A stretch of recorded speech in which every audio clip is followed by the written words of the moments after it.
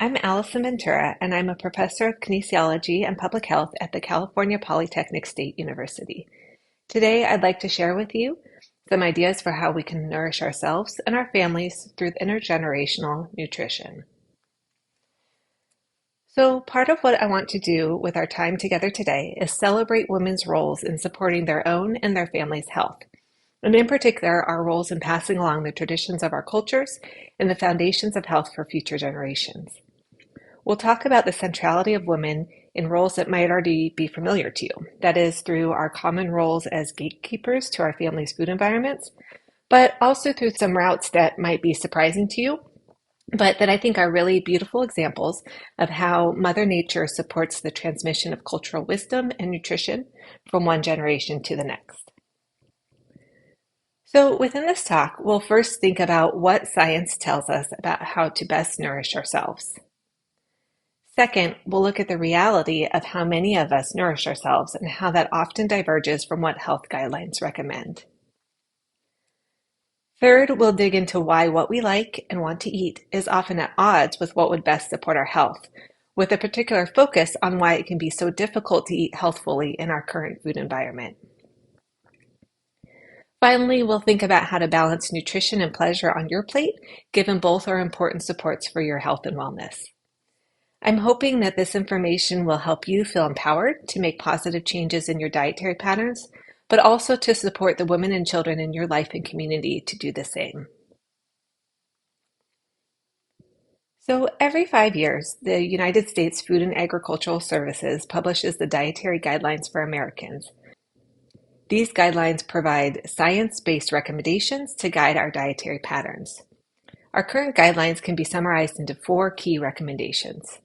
First, follow a healthy dietary pattern at every life stage.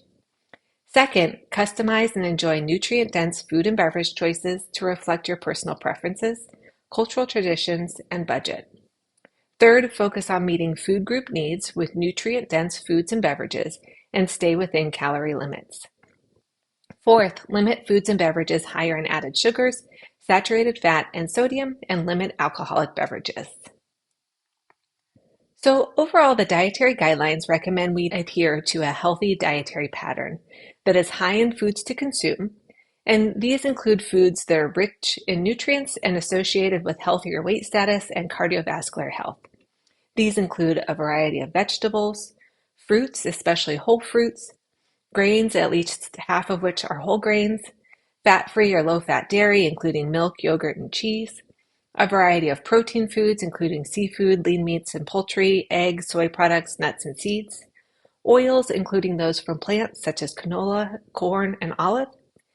And we should also note that there are foods to limit, which includes foods that are energy dense and nutrient poor and are associated with higher weight status and cardiovascular disease. These include foods high in salt, saturated and trans fats, and added sugars. So a question we can ask is, are we meeting these recommendations? And unfortunately, for the most part, we are not. One way we know this is through the Healthy Eating Index, which is a metric of overall diet quality and adherence to the dietary guidelines. We can take assessments of dietary patterns and provide a score, ranging from 0 representing the poorest quality diet to 100 representing the highest quality diet. And we can see from this infographic, which comes from the USDA, that the healthfulness of Americans' diet has improved slightly, increasing from 56 to 2005 to 59 in 2013. However, if this were an exam, a 59 out of 100 would be a failing grade. Therefore, these data illustrate that most Americans are not consuming enough fruits, vegetables, whole grains, and lean proteins, and are consuming too much salt, added sugars, and trans and saturated fats. We do see some slight differences by age group, with the healthfulness of the diet decreasing from the preschool to elementary and high school years and increasing slightly into adulthood, further increasing into older adulthood. But the diet quality of all age groups is still in need of improvement. So why is it so difficult to eat healthfully in today's food environment? One key factor I want to think about with you is the idea that what we like is a major driver of what we eat. And today's diets reflect the tastes that we naturally prefer, such as sweetness and saltiness. and our natural preference for energy-dense foods high in calories and fat. So what do I mean by this? Well, first, I want to think about how we perceive the foods we eat and the factors that determine what we find delicious versus disgusting. So even though many people use the terms taste and flavor interchangeably, they're actually distinct. Taste sensations result from activation of taste buds in your oral cavity, and these sensations are limited to sweet, bitter, sour, salty, and umami or savory. In contrast, thousands of different odors stimulate the olfactory system to create smell sensations.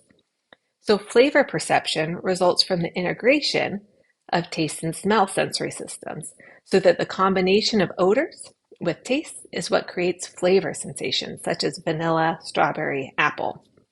However, our perception of flavor and whether we find a food pleasurable is also influenced by other perceptual inputs from food, such as colors, temperature, texture, and sound.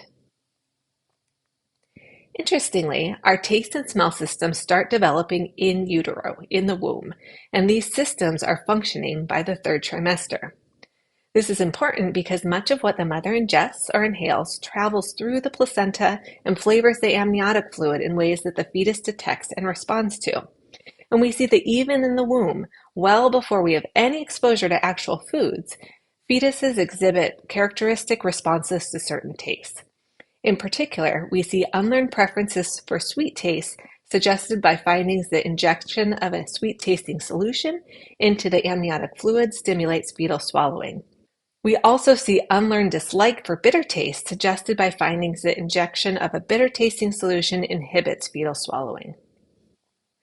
The images you see here on this slide are from a study wherein pregnant women were randomized to consume a capsule with either carrot powder or kale powder 20 minutes before a 4D ultrasound.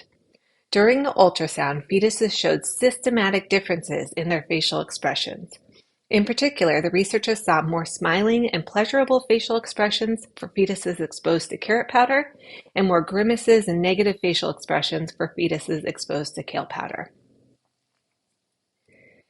These unlearned responses continue after birth, as we see in these pictures of newborn infants who were fed solutions that were either sweet, savory, or salty versus bitter or sour.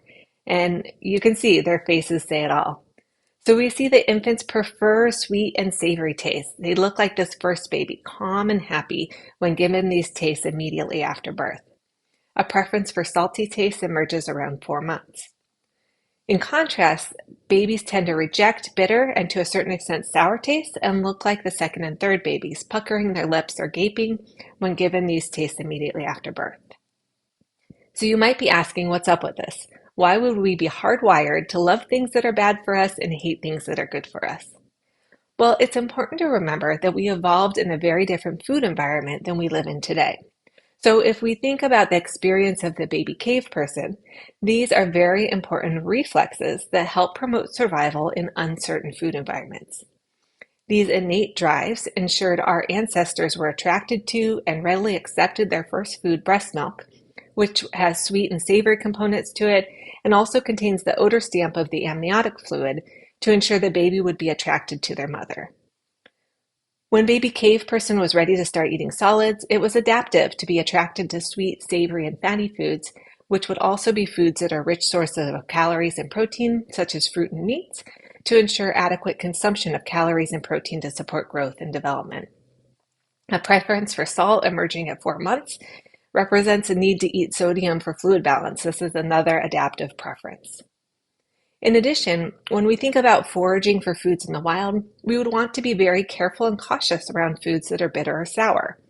In our traditional environments, bitter taste would be a marker for something poisonous or toxic, and sour taste would indicate rancidity or rotting. So these are tastes that it's adaptive to immediately be cautious around and to have to learn which bitter and sour tastes are safe and which are not. Fortunately and unfortunately, we no longer live in uncertain food environments due to many advances in food production and technology. That means we have easy access to safe and affordable foods everywhere we turn. However, in some ways, we've done too good of a job of solving this problem because we now have prompts to eat everywhere we turn. In addition, many of the ultra-processed foods that we routinely consume today have levels of sweetness, salt, and fat that are several thousand-fold higher than anything we might experience in nature. So these foods co-opt our hardwired reward systems to encourage us to crave and eat these foods in large quantities. We've created hyper-palatable or super delicious foods that are easy to access and difficult to resist. We also see these early taste preferences further ingrained by the kids' food culture, which encompasses misguided perceptions that kids need to eat or will only accept bland foods high in sugar, salt, and fat, or that we should use food as a reward or behavior management tool. And I always get frustrated when I see menus like are displayed on the slide, where we have these beautiful ethnic cuisines, a Mexican restaurant or a Japanese restaurant, and instead of offering kids' versions of their cultural cuisines, they've created versions of kids' foods, hamburgers, pasta, chicken fingers that they think kids need. Whereas it's a missed opportunity to expose kids to these wonderful foods of different cultures and allow them to learn to love those foods. So the question is, what can we do about all this? The good news is that we love learning as much as we love sugar, salt, and fat, especially early in life. In particular, we're born ready to learn about new foods through three main mechanisms. The first is repeated exposure, or merely trying something over and over again until we become familiar with it, which is actually one of the most effective ways to establish a new preference. Associative conditioning is when something we already like is paired with something new, and this pairing helps us to learn to like the new food. We also learn through social learning, where we learn by watching others and through social facilitation of trying new things.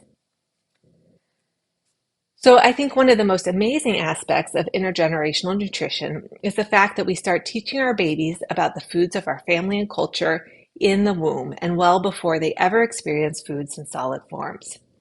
Through a beautiful form of biological parenting, all sorts of messages are communicated from mom to baby, both through the amniotic fluid and the breast milk, through various nutrients and hormones that are passed from mom to baby.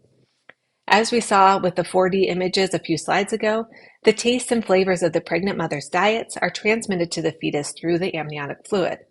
So if mom eats a garlicky dinner, her fetus will enjoy garlicky amniotic fluid 20 minutes to an hour later. And through repeated exposures to these tastes and flavors of mom's diet, the fetus learns to prefer these flavors that become familiar. This same thing happens during breastfeeding as flavors of the mother's diet continue to be transmitted to the infant through the breast milk. And studies have shown that at weaning, when infants are offered solid foods for the first time, they show preferences for the foods their moms consume during pregnancy and lactation. So overall, we have this beautiful system that helps prepare babies to survive in the world into which they will be born. Through the flavor learning that occurs during gestation and lactation, nature is ensuring that the infant is introduced to the foods of their culture and has the opportunity to learn to like those foods well before their first opportunity to try them. This process helps ease the transition from womb to world and from breast to table. It's really an amazing process that should be celebrated as an important way that women pass on the cultural wisdom of their family's food and dietary patterns. We continue to pass on culture through shared mealtimes, social modeling, and the food environments we create for ourselves and our families. Thus, family mealtimes help perpetuate these healthy beginnings, and eating together as families is an important way that we continue to pass on our cultural traditions. Ideally, during these meal times, we will create a balance of control between caregivers and children so that children have the autonomy to eat when hungry and stop when full, and to explore and learn about new foods in a mealtime environment that is warm, positive, and supportive. It is also important to know that although we are most flexible during childhood, we can continue to change and grow at any life stage, especially when it comes to adopting healthier dietary patterns. And often the most powerful ways we can do this are through the same mechanisms that work for children. Repeatedly exposing ourselves to healthier foods so we can develop preferences for them, pairing things we want to learn to like with things we already like to enhance our motivation to eat or do them, and leaning on our friends and social networks to help us adopt healthier habits. So how can we use this understanding to nourish ourselves? Well, first, we can appreciate that our food preferences and the satisfaction we derive from foods is one of the most important drivers of our dietary patterns. So it's important to think through how we can recreate a diet that we love, that is also a diet that allows us to stay healthy and prevent or manage chronic diseases. And know that if you struggle to eat healthfully, you're not alone, and many of your struggles are not your fault or a moral failing. We're born with these very potent drives to prefer foods that are energy dense and that are sweet and salty. And we live within a food industry that exploits these potent drives to try to get us to buy and eat too much food. So, one thing you can do is to reflect on your food environments. That is, aspects of your own kitchen or certain locations, restaurants, or settings where you feel it is difficult to make healthy choices. Then think through what aspects of those environments you can modify to make the healthy choice the easy choice. Within your fridge and pantry, this may mean stocking them with the healthy foods you love and that are easy for you to eat, such as pre-cut fruits and veggies and pre-cooked lean proteins and whole grains. Sometimes you can't control your food environment, such as when you are at others' houses or eating at restaurants. So you'll have to determine which aspects of those environments you can control. Sometimes this means not going to certain places, or sometimes it may mean planning ahead by looking at the restaurant menu ahead of time and committing to a balanced meal before you might be tempted in the moment, distracted by friends, or have lower inhibitions because you've had a couple glasses of wine. We can also apply the science of flavor perception to identify ways that we can balance nutrition and pleasure on our plates. So to do this, we need to remember that we perceive the foods we eat through cross-modal integration of perceptions.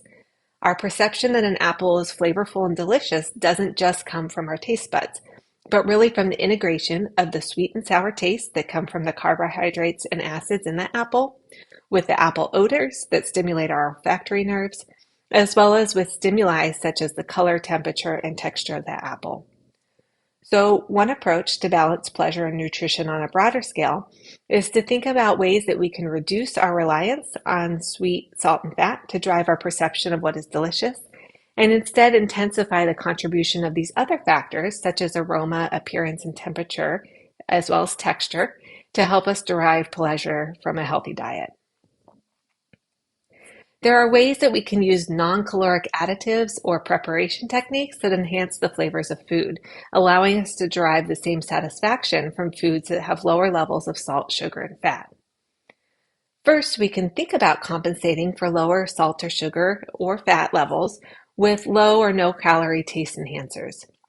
For salt, we can add things like monosodium glutamate, or MSG, which is an amino acid salt that imparts savory tastes and has been shown in research to enhance enjoyment of food. There are also additives such as nutritional yeasts that have nice savory cheesy flavors and also add essential vitamins and minerals to our foods. For sweet, we can use artificial sweeteners such as stevia or sucralose to cut down on the sugar in our foods. And we know that saturated and trans fats often contribute to the texture of foods. Think oiled fried French fries or chicken strips. So if we enjoy these foods, we can find alternatives ways to achieve that nice crunch and texture that doesn't require high levels of saturated or trans fats. One approach is through alternative cooking strategies such as air frying or baking. Now, I do want to acknowledge that both MSG and artificial sweeteners have gotten bad raps and can be very controversial. Some of that is attributed to bad research, and some of the better research shows that they are safe when used in moderation. So I don't recommend that you add these in excess, but they can be used sparingly if you prefer higher levels of saltiness or sweetness in your foods. It is also important to note that artificial sweeteners are between 200 and 13,000 times sweeter than sugar, and research shows that this sweetness decoupled from calories may lead you to eat more of other foods, may lead to some metabolic disruptions, or may lead you to become accustomed to high levels of sweetness in your foods. So perhaps an even better strategy is to think about using aromatic compounds such as herbs and spices to boost the flavor of your foods. Research shows that adding herbs and spices that are congruent with salty or sweet tastes can boost your perceptions of those tastes. So you'll perceive the same level of sweet or saltiness and the same enjoyment of those foods that you're eating despite lower levels of sugar and salt in your food. And we can also think about other ways to enhance the pleasure we derive from healthy foods by enhancing the flavor, color, and texture of these foods. Practicing mindful eating, where we are savoring each bite and refraining from mindless eating in front of the TV or while using mobile devices, can help us tune into the foods we're eating and savor the pleasure we derive from them. We are often fortunate to live in amazing food environments. For example, if we have access to local farm stands that have fresh seasonal produce that's affordable, we can use this to our advantage by purchasing local foods and eating what is in season. And research shows that these foods are more flavorful and contain higher levels of nutrients than foods that are shipped long distances or stored for long periods of time. We should also be mindful of hidden sources of salt, sugar, and fat that may preserve the shelf life of either processed or ultra-processed foods, but may be detrimental to our health. So if you do choose to purchase processed or ultra-processed foods, read the labels so you can make informed choices and maybe enjoy those foods that you really want to indulge in, but balance them out with more whole and unprocessed foods. We can also add pleasurable texture to our diets by adding small portions of nutrient-dense textural components, such as nuts, to our dishes. Research also shows us that we can change our preferences with some time. Making an abrupt change is less likely to be successful than a gradual change over time. But research examining the efficacy of reducing the amount of salt in people's diets illustrates that the simple exposure to foods with less salt for 8 days results in a downward shift in the preferred salt levels, and that people adapt and start to prefer a lower sodium diet after 4 to 12 weeks. So if we commit to a change and stick with it, we will learn to like and even prefer it over time. So let's also think about how we can support our families to adopt healthier dietary patterns. First, it's so important to support healthy diets and breastfeeding for the pregnant women and new mothers in our lives. Part of this might be through education and passing along some of the insights I've shared with you today, but probably more importantly is through logistical support by helping these women access and prepare healthy meals and helping when their babies are born so they have the capacity to bond and breastfeed their babies instead of worrying about cooking, cleaning, and laundry, other aspects of household management. Next, we want to honor and celebrate the roles women play in passing on cultural food traditions and norms. This doesn't mean that we should be bound to the kitchen as the ones who do all the shopping, cooking, and cleaning, but it does mean that we should feel empowered to maximize the natural biological, behavioral, and societal roles that we hold to influence others and contribute positively to a culture of health and wellness. For the children in our lives, whether those are our own children, our grandchildren, or other children we care for, one of the most important things we can do is expose them to a wide array of healthy foods within positive feeding environments. We can counter the kids' foods culture that falsely implies kids need bland foods that contain high levels of sweet, salt, and fat. And instead, we should ensure children have the opportunity to try a wide array of healthy foods of our cultures. And we should be patient and give them the space to explore these foods and learn to like them through repeated exposure, associative conditioning, and social modeling. Finally, we can reframe how we treat ourselves and our families. And by this, I mean how we indulge, how we really celebrate and enjoy certain aspects of our lives and our time together. So often in our culture, we think that we need to treat ourselves or indulge, and especially when it comes to our children, by indulging in foods that are high in sugar, salt, and fat. But there's no reason why we can't enjoy those in moderation, but also appreciate what a treat it is to indulge in fresh berries at the start of spring, apples that we pick fresh from an orchard in the fall, or even non-food indulgences like watching a movie, walking on the beach, or being active in our beautiful communities. Finally, you can contribute to a culture of health and wellness in your community by supporting research and local organizations that work to ensure women and children are sufficiently nourished and cared for. In our community, we have so many great organizations that are working to ensure that families have the resources they need to be healthy, feed their children well, and to parent their children well. The more we support these organizations, the more good they can do. It has been such a pleasure to speak with you today and to take some time to celebrate women's roles in supporting their own and their family's health within this context of intergenerational nutrition.